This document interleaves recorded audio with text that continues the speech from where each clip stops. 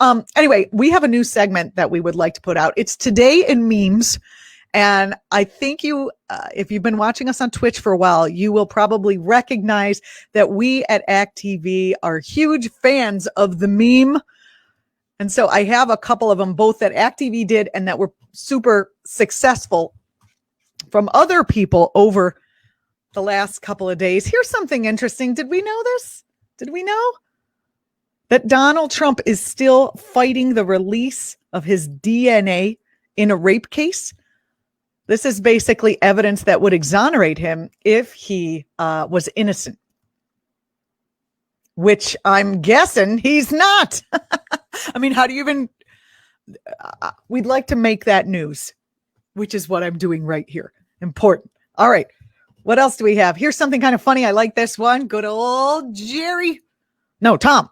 Jerry's the mouse. Tom and Jerry on bankruptcies. Maybe hiring someone with 7 bankruptcies to run the country was a bad idea. I don't know. These people who voted for Trump, they seem to not really care that it was a bad idea. They just wanted to burn it all down, pretty much. Burn it all down. And that is what they're doing. Anywho, moving on. Also from act.tv, we've got this Ted Boutros quote. We are about to find out if Americans can be persuaded to elect someone as president who disrespects them so completely that he will laugh and smile and lie right to their faces about facts that can make them seriously ill, kill them, and throw them into bankruptcy. Exactly. I was driving by a giant Keep America Great Trump flag. I don't know why these signs have to be so big. They're making up for Trump's small penis, I guess. They have to put these giant signs on their barns and their everything. Okay, you support Trump. Why do you have to overdo it with the giant signs? Anyway, driving past a huge flag here in rural Connecticut. And I'm thinking, these people clearly didn't lose anyone to COVID. I can't imagine someone losing someone to COVID and still being a Trump supporter in any possible way. Anyway, this is a Sarah Longwell quote I thought you might enjoy. An obvious but underappreciated benefit of Trump losing is presumably we will hear a lot less from likes of Rudy Giuliani, Steve Bannon, Roger Stone, and all the other probate characters who found dishonorable relevance in the Trump era. And I would go so far as to say that not only would we perhaps not be hearing from them, we may be hearing a little bit more about them if we do what we need to do and prosecute them for their crimes that they committed under the Trump regime. Then our good friend, moving over, Robert Reich, we just listened to him talk. Here's a quote from him. When this nightmare is over, he says, we need a Truth and Reconciliation Commission. It would ease Trump's lies, comfort those who have been harmed by his hatefulness, and name every official, politician, executive, and media mogul whose greed and cowardice enabled this catastrophe.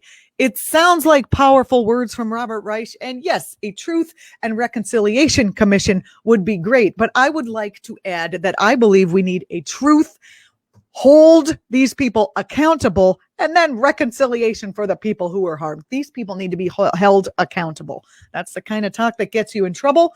But they need to be held accountable by the laws that they have been breaking. We need to reestablish that this is a country of laws, that we live under the rule of law, and that just because you're in office or next to power or next to office, that you're not going to escape. I don't know if Biden has the cojones.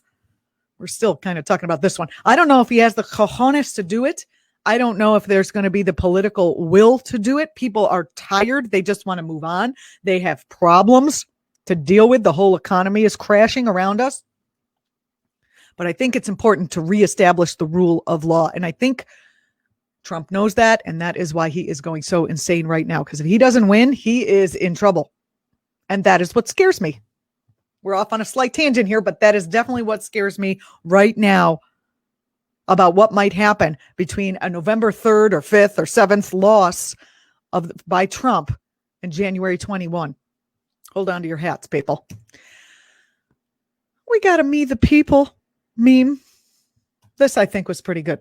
I mean, they were all good, but look at that. He's using his whiteout and his big Sharpie that he, unfortunate, too bad about Sharpie. They are, I'm sure, having meetings about how to get rid of starting to be known as the pen that Trump used to redirect a hurricane.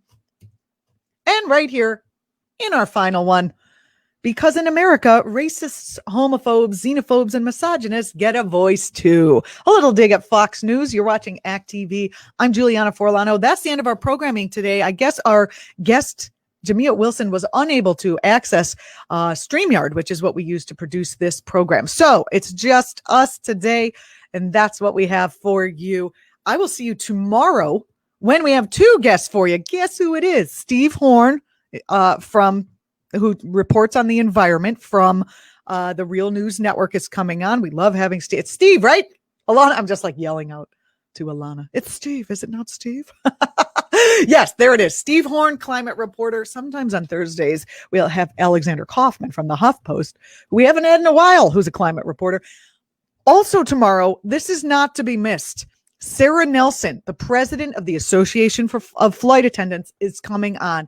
They have had some big wins, and they are facing some real unjust, government policy stuff, giving airlines a ton of money and then letting the airlines lay people off. But they have had some excellent wins. Sarah Nelson, president of the Association of Flight Attendants, fighter for labor, and possibly the next head of the AFL-CIO if the labor people, pull their heads out of their butts and pick somebody who's as progressive as you can get, as powerful as you can get. So don't miss that tomorrow. I'm Julianna Forlano. You can follow me on Twitter at Julianna Forlano. Or I'm also starting up on Instagram. I know I'm behind the curve.